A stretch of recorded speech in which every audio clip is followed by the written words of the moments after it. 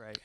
Actually, before I start, can I just ask who here has heard of bioRxiv? That'll determine how fast I speak. Okay, loads of you, that's great.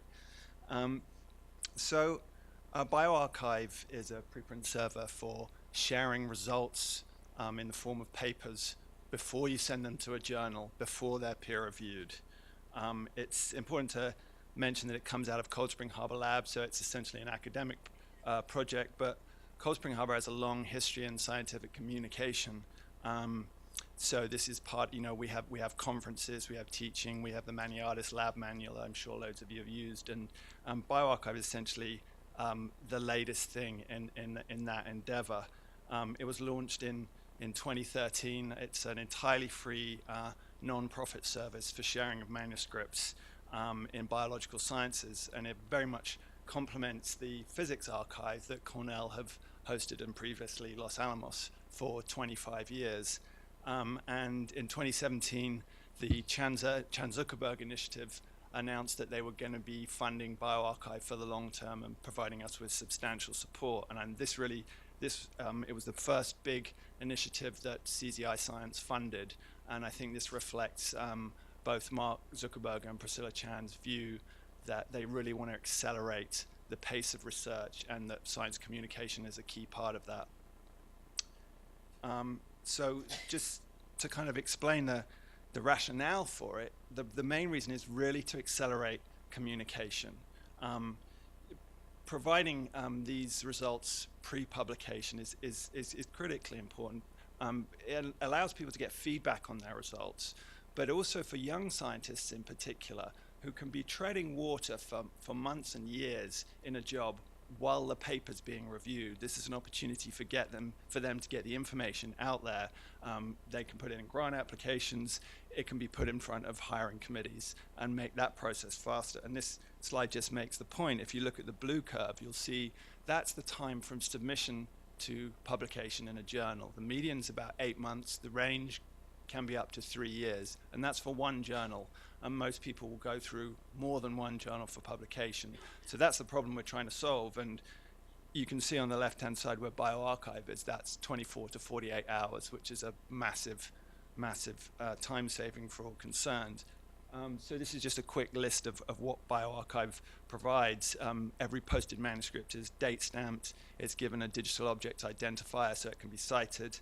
It's indexed in Google Scholar and the new generation of literature discovery tools. You can choose for your article to be new result, confirmatory, or contradictory. Those latter two categories are to incentivize people to start posting studies that address reproducibility that traditionally journals have not been interested in publishing. And another critical difference from a journal is that you can post a revised version at any time, and that's proving very popular. We also provide article metrics for every article. There's a commenting section in every article and links to published versions. So when the paper does appear in a journal, any reader will be alerted to that fact and pushed in that direction. This just shows what the site looks like. You can see the list of papers on the right-hand side, the different subject categories, and synthetic biology is one of those subject categories. This shows an individual paper. You can see the DOI is highlighted and the download link for the author's PDF. The history tab shows the list of previous versions of the paper, so all versions of the paper are always accessible. And the metrics tab shows the number of times the paper's been downloaded, tweeted, appeared in news outlets, etc., etc. And this is just an example of where a paper was subsequently published in Nature, and you can see in bright red underneath the author list there's a link saying this is now in Nature and the link through. After 3 years, we've had we just passed 10,000 papers posted. 30% of those are revised at least once. It's in the region of 50,000 authors. It's a little bit less than that if you do effective deduplication.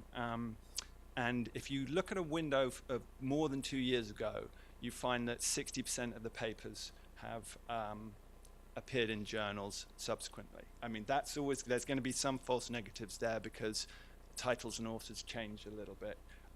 But really that's to address the criticism that people said before, which was you'll only get crap. And I think that's a really good the fact that this has appeared in good journals indicates that's not the case. And indeed, more than 400 journals have now published papers that first appeared on bioRxiv, and that includes Cell, Nature Science, eLife, PNAS, etc. I think the other thing, we've definitely seen some behavioral changes. I think a lot of people were worried at first. They knew this happened in physics. It hadn't happened in biology. We're seeing that change. More and more people are posting preprints.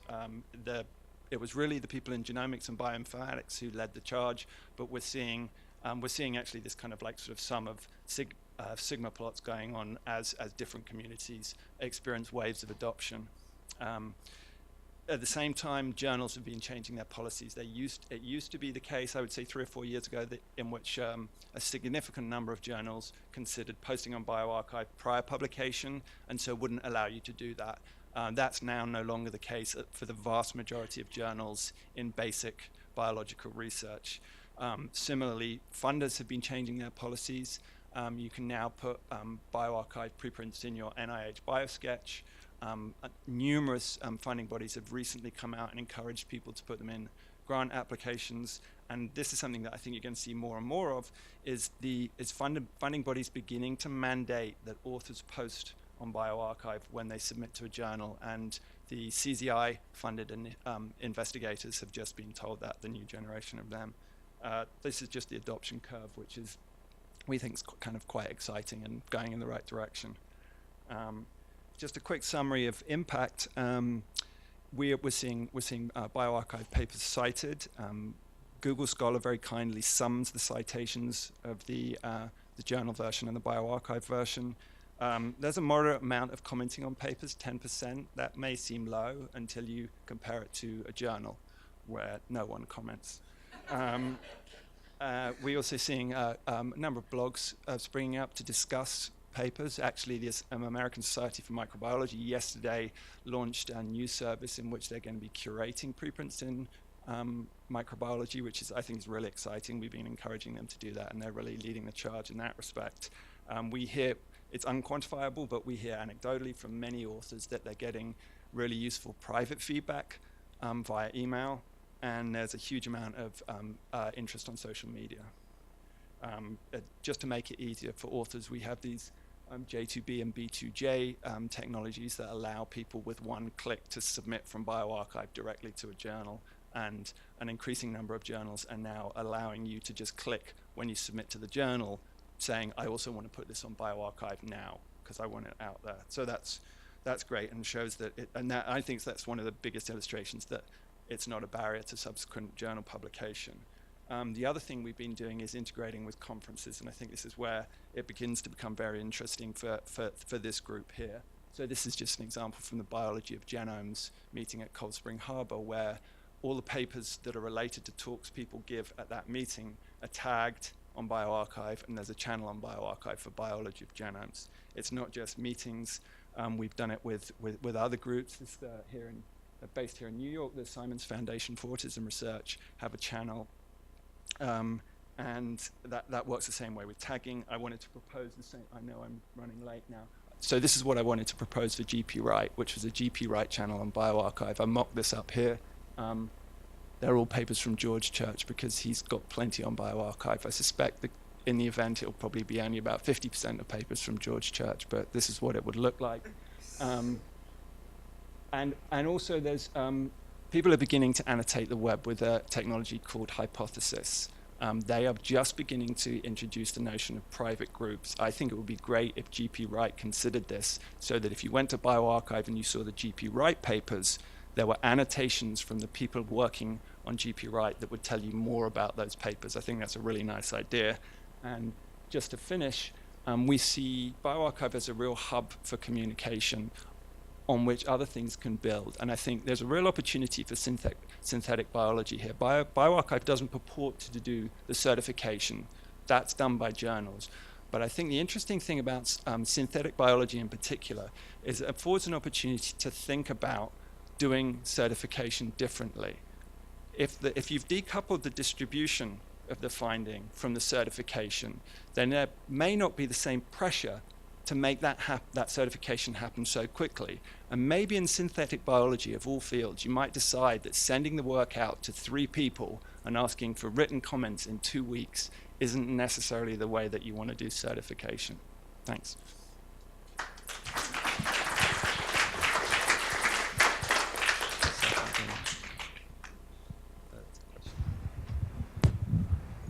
I'm just curious how much pushback you got from the journals. I'm a physicist, so there was a very healthy preprint culture in many branches of physics prior to arXiv, which way predates electronic distribution.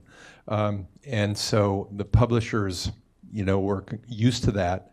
I don't know what the culture has been in the bioscience areas and whether the journals are now very worried about their revenue stream and so forth. Yeah, so there has been some pushback. I think the difficult thing for journals is very hard to argue against this because the only real argument against it is your own commercial interest, and obviously that doesn't play very well with scientists. So some journals have said that, but they've changed, and I won't mention any names, but there are some kind of like big publishing organizations and big journals in particular that 3 years ago would not allow this and now realize that they have to. So I think the one area which is, once you get to the clinical side, I think that things are very different, and there are reasons for proceeding more cautiously there. We do that. We only have sections for clinical trials and epidemiology, and we intend to move in that direction, but there's a lot more issues on the clinical side.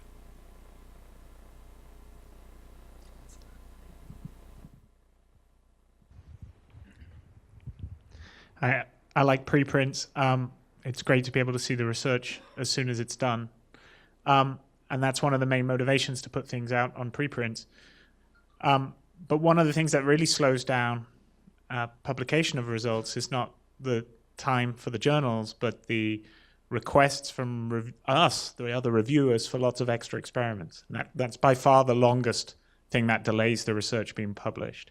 And my worry I always have with preprints is you're effectively saying, this can be the version that goes out initially, and then the journals will then, people will feel more and more empowered to ask for more experiments and add more so that the journal version becomes something extra. Do you worry about that? I don't know. I mean, is there any evidence that might even be happening now? So you think that the revision requirements are going to become more severe as a consequence of this? Yeah. I don't think so. I think it's kind of, I would argue the other way. I would say that in some ways this is good because it'll keep journals honest. I think if you put out your paper and I say that's great, and then you say, well, Cell have told me I have to do this, and then 900 people say that's utterly ridiculous, then I think it's going to push things in the other direction. I think it means that we'll think a bit differently about peer review and how we do it, and so I think it would probably do the opposite. But maybe you'd have to ask somebody from Cell or Nature about that. Do you have any retraction issues here? No, so that's something that I think the community still needs to decide about retractions, because so there's two things. First of all, bear in mind that when you retract something from a journal, you don't remove it entirely. You just say it's retracted. It's still there. So that's a key thing. The second thing is that a preprint on bioRxiv, there's no claim being made about the authenticity of it, and they all have a little link saying this has not been peer reviewed. So So if someone had fabricated data on a preprint using the archive, the university wouldn't discover that? oh, well, they might do, but it's not really up to bioRxiv can't retract something they're not making any claims about. But the other thing is there is a comment section. So if you go to one of these things and there's a comment section, there's 100 people that say figure 1b looks very much like panel C of figure 6. Do you know what I mean? This is awesome. Have you got a category for negative results? So what we have is contradictory.